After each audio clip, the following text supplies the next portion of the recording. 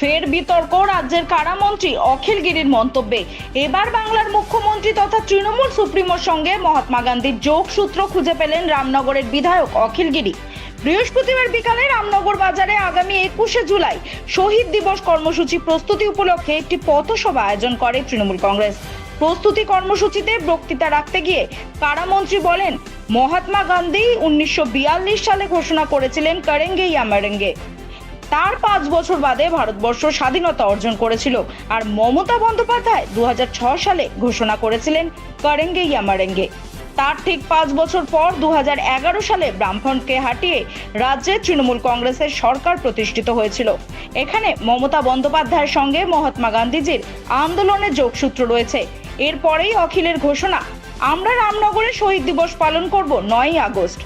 ওই দিন রামনগর স্পোর্টস অ্যাসোসিয়েশনের মাঠে সভা করব। এদিন কারামন্ত্রীর বক্তব্যের নিন্দা প্রকাশ করেছে গেরুয়া শিবির। বিজেপির রাজ্য কমিটির সদস্য বলেন, তৃণমূলের নেতা মন্ত্রীরা ভারতবর্ষের ইতিহাস কিংবা সংস্কৃতি কিচ্ছুই জানে না। মুখ্যমন্ত্রী ছোট বাচ্চার ওজন কত হয় জানেন না, তার নেতারা ইতিহাস জানবে কি করে? ওই আন্দোলন ছিল দেশ রক্ষার আন্দোলন, এখন আন্দোলন হচ্ছে লুটের রাজদের আন্দোলন। নিজের মন্ত্রিত্ব টিকিয়ে রাখার জন্য কারামন্ত্রী যা বলেছেন তাতে রাজ্যের মুখ্যমন্ত্রী কিংবা মহাত্মা গান্ধী দুজনেরই সম্মান নষ্ট হয়েছে। তখন সে কংগ্রেসের ছিল।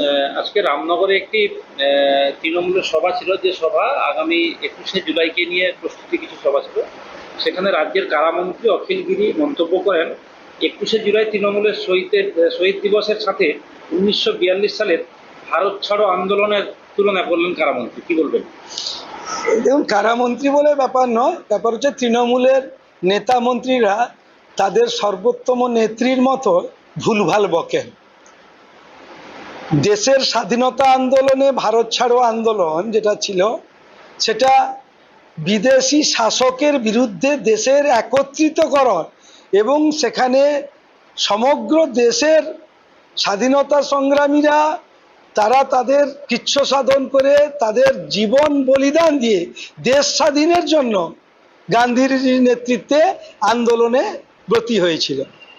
আর একটি আঞ্চলিক দল তৃণমূল, সে মানুষের রক্ত শোষণ করে কোটি কোটি টাকা দুর্নীতি করে ধান্দাবাজি করছে আর নিজেদেরকে বিপ্লবী আর মহাপুরুষের সঙ্গে তুলনা করছে। স্বভাবতই তার নেত্রীরও মস্তিষ্কের বিকৃতি ঘটেছে।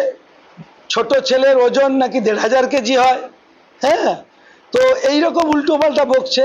আর তার নেতারও মস্তিষ্কের বিকৃতি ঘটেছে, তাই তিনি আলতু ফালতু বকছেন। সেটা স্বাধীনতা আন্দোলন ছিল, আর এটা লুটেলের আন্দোলন, ধান্দাবাজির আন্দোলন আর চিটিংবাজির আন্দোলন। পশ্চিমবঙ্গে বাঙালিদের রক্ত চুষে খাওয়ার জন্য তৃণমূলের এটা আন্দোলন।